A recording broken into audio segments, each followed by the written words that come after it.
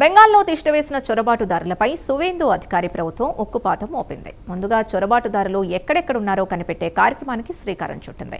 ఆ తర్వాత వారి డాక్యుమెంట్లను పరిశీలిస్తారు. సరిహద్దుల్లో అధికారుల కళ్లుగప్పి బెంగాల్లోకి ప్రవేశించారన్న విషయం నిరూపితమైతే వారిపై చర్యలు తప్పవు. సదరు చొరబాటుదారుల్ని ఏకంగా బంగ్లాదేశ్కు పంపిస్తారు. ఈ విషయంలో జిల్లా కలెక్టర్లకు తుది నిర్ణయాలు తీసుకునే అధికారాన్ని బెంగాల్ ప్రభుత్వం ఇచ్చింది.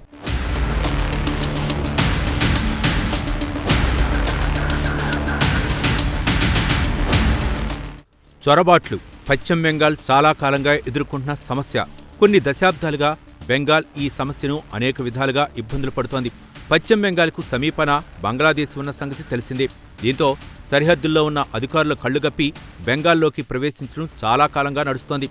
అంతేకాదు, ఇలా అక్రమంగా బెంగాల్లోకి ప్రవేశించిన వారికి అప్పటి మమతా బెనర్జీ ప్రభుత్వం హక్కున చేర్చుకునేది. వారికి రేషన్ కార్డులు ఇచ్చి తృణమూల్ కాంగ్రెస్కు ఓటు బ్యాంక్గా మార్చుకునేది.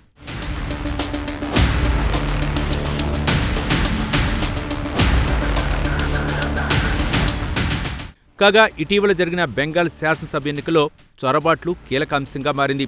చొరబాట్ల అంశాన్ని ఎన్నికల ప్రచారంలో ప్రధాని నరేంద్ర మోదీ అలాగే కేంద్ర హోంమంత్రి అమిత్ షా ఓదరగొట్టారు. చివరి చొరబాటుదారుడు బెంగాల్ నుంచి వెళ్లిపోయేంత వరకు తాము ఊరుకునేదే లేదని బీజేపీ ఢిల్లీ పెద్దలు అనేకసార్లు హెచ్చరించారు. అంతేకాదు, ఇటీవల ఎన్నికల్లో భారతీయ జనతా పార్టీ విజయంలో కూడా చొరబాట్లపై కమలం పార్టీ అవలంబించిన వైఖరి కీలకంగా మారింది.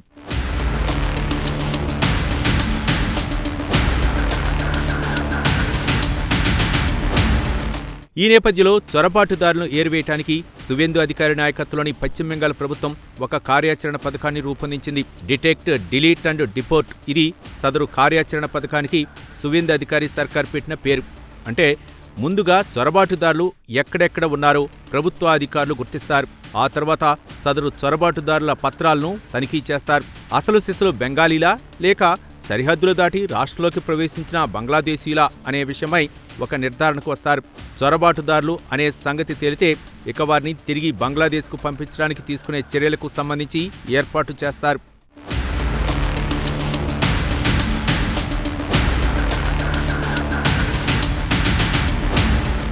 అయితే అసలు చొరబాటుదారులను గుర్తించడం, వారి పత్రాలను పరిశీలించడం, ఆ తర్వాత వారిని బంగ్లాదేశ్కు పంపించడానికి ఏర్పాట్లు చేయడం ఇదంతా అనుకున్నంత సులువు కాదు. ఇదంతా ఒక దీర్ఘకాల ప్రక్రియ. అంతేకాదు, ఇందులో ప్రభుత్వ అధికారులు చాలా జాగ్రత్తగా ఉండాల్సి ఉంటుంది. ఈ నేపథ్యంలో ఈ మొత్తం బాధ్యతను జిల్లా కలెక్టర్లకు బెంగాల్ సర్కార్ అప్పగించింది. ఆయా జిల్లాల్లోని అధికార యంత్రాంగంతో జిల్లా కలెక్టర్లు సమన్వయం చేసుకోవాల్సి ఉంటుంది.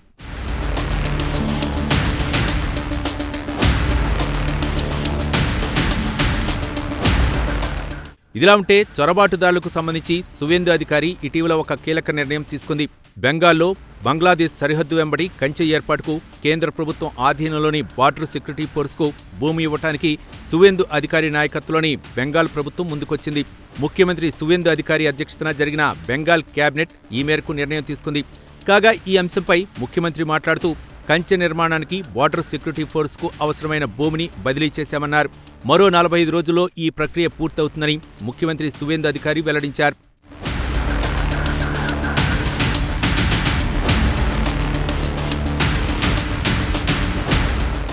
అయితే కంచె ఏర్పాటు చేయటం అంటే చిన్న విషయం కాదు.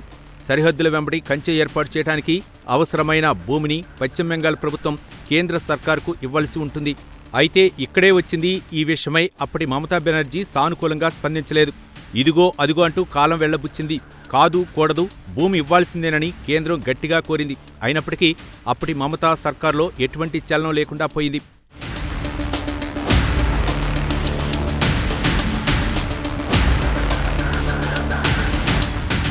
అయినప్పటికీ కంచె నిర్మాణ విషయంలో కేంద్ర ప్రభుత్వం తన ప్రయత్నాలు ఆపలేదు. 1కి 10 సార్లు అప్పటి మమతా బెనర్జీ సర్కార్కు కేంద్ర ప్రభుత్వం లేఖలు రాసింది. అయినప్పటికీ ఎటువంటి ఫలితం కనిపించలేదు. ఏదో ఒక సాకు చెప్పి కంచె నిర్మాణానికి అవసరమైన భూమి ఇవ్వటానికి మమతా బెనర్జీ నిరాకరించింది. దీని ఫలితంగా బంగ్లాదేశ్ సరిహద్దుల గుండా చొరబాట్లు ఇబ్బడిముబ్బడిగా పెరిగిపోయాయి. అంతేకాదు, రోహింగ్యా ముస్లింలు కూడా భారీ సంఖ్యలో బెంగాల్లోకి అక్రమంగా ప్రవేశించారు. కాగా ఇలా అక్రమంగా బెంగాల్లోకి ప్రవేశించిన వారికి రేషన్ కార్డులిచ్చి వారికి తమ ఓటు బ్యాంక్గా మమతా బెనర్జీ నాయకత్వంలోని తృణమూల్ కాంగ్రెస్ మార్చుకుందన్న ఆరోపణలు వచ్చాయి.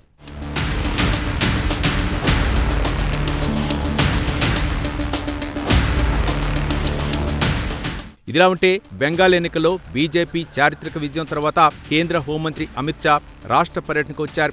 ఈ సందర్భంగా ఆయన మాట్లాడుతూ సరిహద్దు భద్రతపై కీలక వ్యాఖ్యలు చేశారు. బంగ్లాదేశ్ నుంచి చొరబాట్లకు త్వరలో ఎండ్ కార్డు పడుతుందని కేంద్ర హోంమంత్రి అమిత్ షా వ్యాఖ్యానించారు.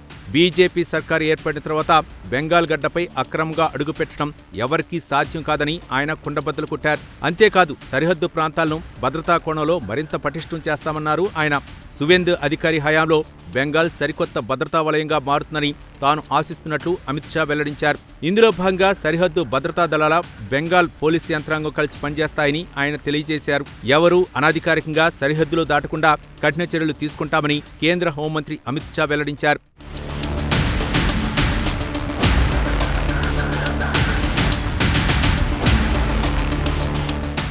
ఏది ఏమైనా చొరబాటుదారులకు చుక్కలు చూపిస్తోంది సువేందు అధికారి ప్రభుత్వం.